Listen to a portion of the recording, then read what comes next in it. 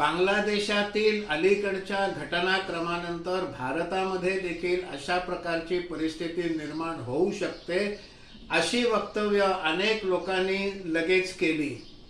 महाराष्ट्राचं मणिपूर होऊ शकतं अशा प्रकारचं वक्तव्य महाराष्ट्रातल्या एका ज्येष्ठ नेत्यानं केलं।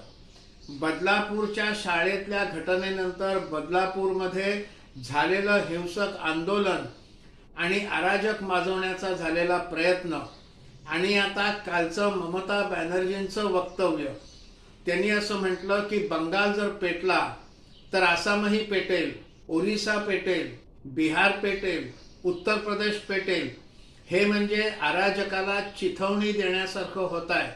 ही सगळी वक्तव्य अत्यंत चिंताजनक आहेत आणि भारतामध्ये अराजक माजवण्याचे जोरदार प्रयत्न केले या शंकेला या वक्तव्यातनं पुष्टी मिळते।